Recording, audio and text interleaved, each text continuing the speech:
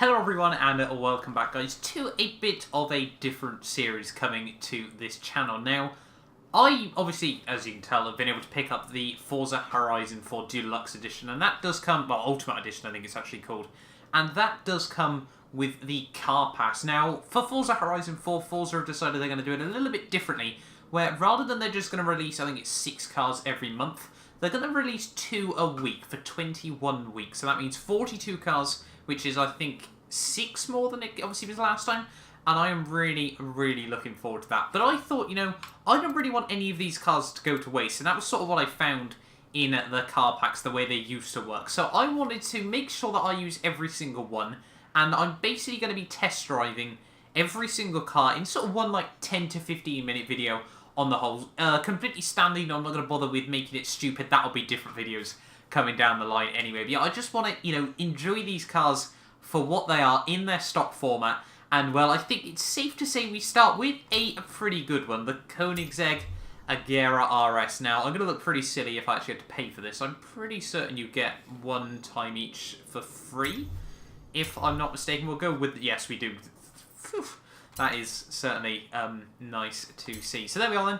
We will hop straight into this Koenigsegg Agera RS. 996 PI. I'll have a look at the stats in just a second. But this thing is an absolute monster on the whole. For these, though, I'm probably going to do... Oh, well, I'm going to try and do something like a top speed run, maybe on the motorway, and then have a look at sort of some of the different little stats and things like that. But obviously, if you guys do go on to enjoy this and you do want to see more content from the channel, make sure you do hit that like and subscribe down below. Click the bell icon as well, so obviously you don't miss out on any videos. Now, at the moment, obviously, with the hype as high as it is, I'm usually sort of uploading one playthrough video from my streams, and then sort of one different video like this, for example, that's obviously coming out today. So yeah, we're really, really hyped for this. I'll look through the stats first of all of this car, sort of just talk you through it all. So as you can see, oh no, click the wrong button.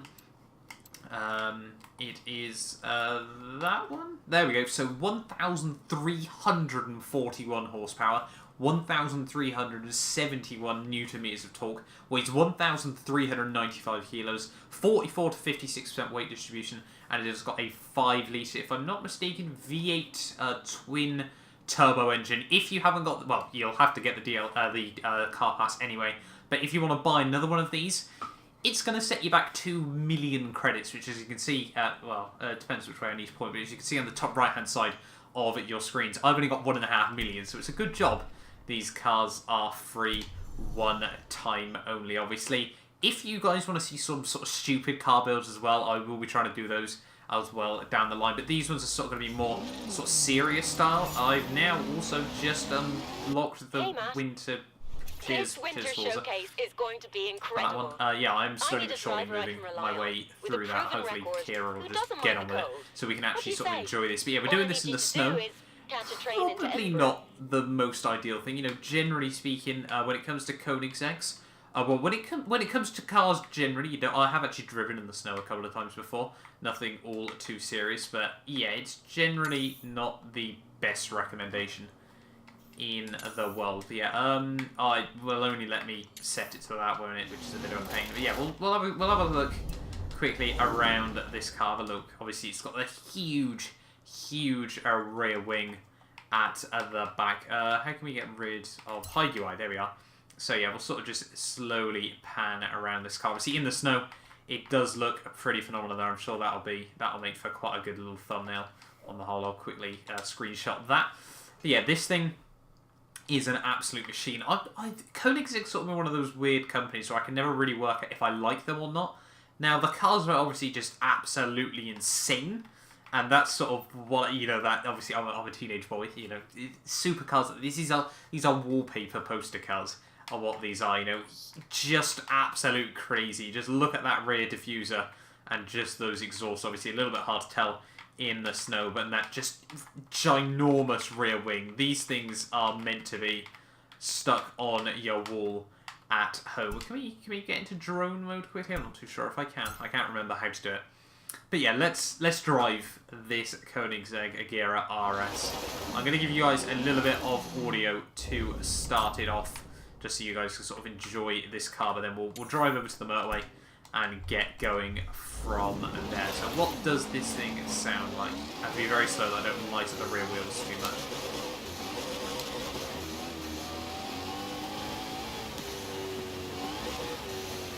That once you get it, what's that? Once you get it below about 5,500 RPM, that's sort of just burning all that fuel through the system. Sounds like that never get old. They are just absolutely incredible. This thing does sound quite good though, with that V8, I will admit. Obviously, it's nice to go into this series with something quite special on the whole, as we go for a bit of exploring through someone's garden there. I can only apologise to them, but yeah, this thing is pretty damn insane. From the cockpit view, not too much really to talk about. Unfortunately, obviously the steering will be very, very twitchy in the pad. It does sound almost, well, it sounds more like, obviously you can hear that, well, I can't remember if that was a supercharger or not, but it definitely sounds more like, I think it's the original one, the GT, the Ford GT from the early 2000s, you know, you had that monstrous supercharger whine, or the McLaren SLR, I think, as well. Turn left. You just hear there, and then you just light up the rear wheels. Luckily, this is Forza, so you can sort of catch it in the snow. How does this thing handle some slides? It's got a huge amount of power. I can't imagine it's going to struggle all too much. Yet you can. It's got a bit of savability to it as well, which is obviously a really good thing there. Just, oh, not over a train bridge, it doesn't though, as we go through someone's wall. Nicely done, that. Nicely done. So let's get down. We'll knock over that side quickly as well, whilst we're at it. Let's get down then to the motorway, see what we can get at this thing. I imagine in the snow it's probably not going to be the most ideal thing in the world, but you know, there's not going to be anything sort of seriously competitive between these cars just yet. Further on down the line, once obviously I unlock sort of spring and I can edit everything each time, I'll do like a power rankings board or like a list of like what speeds and like lap times we're able to get out of all the cars as well. If that's something you guys want to see, I need to remember we drive on the left in the UK. Are we clear? Yes, we are. Let's go on this extremely wide roundabout and let's get this thing ready down the motorway. Hold that angle. Just about right. 50 miles an hour on this motorway. I have a funny feeling we're going to do more than that. Let's hit it.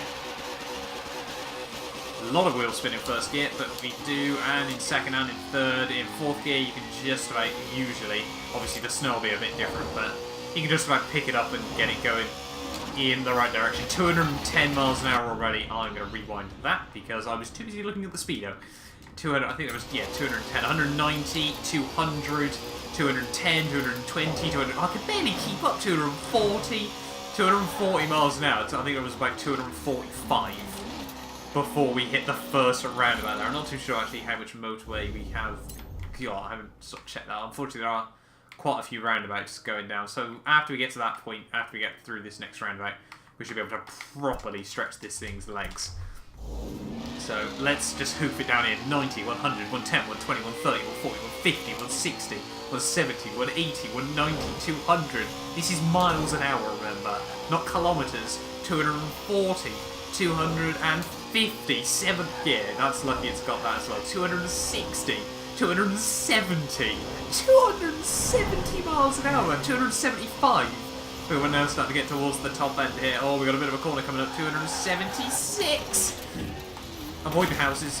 I haven't avoided the houses, but we have found another influence board, which is something like 276 miles an hour. And this, remember, this is standard. I'm going to have to build this thing up and see what I can actually get out of it overall. Because that could easily be, what? Well, depending on obviously the upgrades, that could be up to 300 horsepower, I reckon. Just once again, just watch it, just climb through the revs. I'll give you guys a little bit of sound as we go through the tunnel.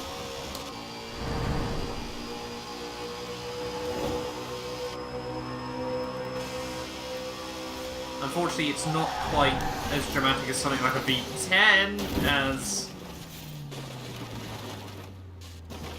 we get well and truly sent to Narnia that time. Off we, well, you can see where we're meant to be over there in those two tunnels once again. But this is obviously, as I said, the first time I'm doing this, so I do still need to like learn the map and everything. As you guys can probably tell from the map, I haven't actually ever driven down most of this road either. Unfortunately, it's not, yeah, as I said, like a shouty V10 through the tunnels.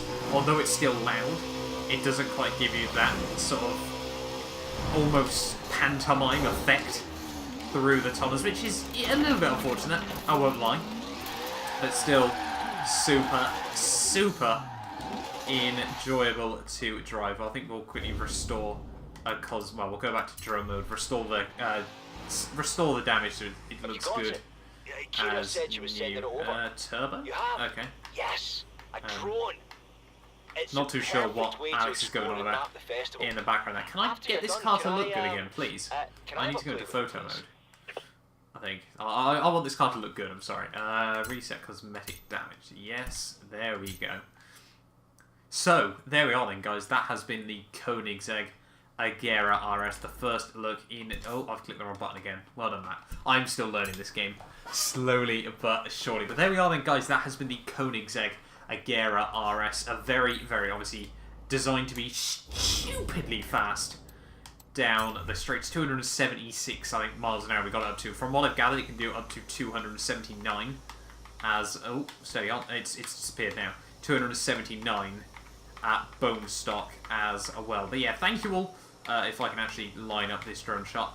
In terms of handling, actually a lot better than I was expecting on the whole. I'm going to give this car a solid 9 out of 10 for this very first episode. I think the only thing that would really make it better is just sort of a more shouty, dramatic engine on the whole, but still a car that I really, really have enjoyed driving for this very first episode of the VIP packs and sort of car packs review. I will also be doing a few things on like the Formula Drift cars, the James Bond cars as well. I really, really want to do a few of those as well. But yeah, there we are then, guys. That has been the Koenigsegg Agera RS. An absolutely phenomenal machine. Ferocious, if ever I've seen anything. Thank you all so much for watching this video. I would highly, highly recommend picking up the car pack, well, straight away for this car. Obviously, let me know down in the comments below if you guys have picked up the Ultimate Edition or what cars you're excited for me to do from these packs. I'll sort of run through, obviously, the upcoming ones as well. They have sort of leaked the first 8 cars that you will be able to access from this. So we'll have a quick look through those as well. Where can I go and check? Is it... I can't remember where it is now. That's probably not ideal. I think it's in cars. I know nothing. Let's have a look. No, I don't want to do that. I swear I found it earlier on. Hey, just look through the car selection. Where is it? Change car? I think it's in here. I think, but I don't know. No, it doesn't appear it is, sadly. Right, let me just find this. I'll be completely honest, guys. It did take me a little bit longer than it probably should have to relocate where the car pass is. But there we are then. As you can see, the next car on this series will be the TR3B 1962 Triumph.